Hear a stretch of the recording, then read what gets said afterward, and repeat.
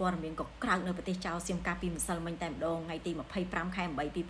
2026អ្នកគ្រូទាយដ៏ល្បីរបស់ប្រទេសចៅគឺអ្នកគ្រូម៉ផ្លាយដែលខ្ញុំហៅថាអ្នកគ្រូមាត់ទឹកហ្នឹងបងប្អូនចា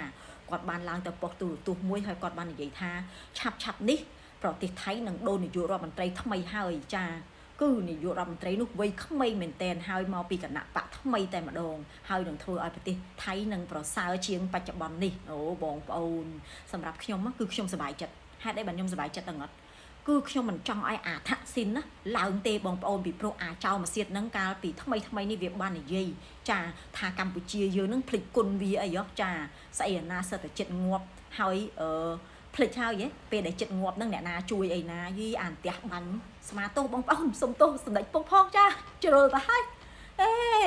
អាសត្វឯងតាឯងចិត្តងាប់ហើយមកកម្ពុជាបានសម្ដេចពុកអញជួយតាហើយមិនមកបើកប្រហោងមាត់ខុសរបៀបចឹងអាខុសរបៀបអញ្ចឹងណាបងប្អូនពេលដែលខ្ញុំឮអ្នកគ្រូមកផ្លាយគាត់ថានាយករដ្ឋមន្ត្រីថ្មីរបស់ប្រទេសចៅវ័យក្មេងខ្ញុំសប្បាយចិត្តតែម្ដងចាពីព្រោះចិត្តខ្ញុំនេះអត់ចង់ឲ្យអាខ្ទប់ថាក់ស៊ីននឹងវាឡើងទេបងប្អូនចាយីខ្ញុំមិនចង់ជេរមួយម៉ាត់ទៀតឥឡូវក៏មកខ្លាចជាប់ទោសទេមែនតាសុំទោសសម្ដេចពុកផងមិនជ្រុលមួយម៉ាត់ទៅហ่ะចាជួយ share ព័ត៌មានមួយនេះផងបងប្អូនយើងចាំមើលទាំងអស់គ្នាមើលថាតើយករដ្ឋមន្ត្រីគេវ័យក្មេងនឹងជាអ្នកណាណោះបងប្អូនចាអរគុណច្រើន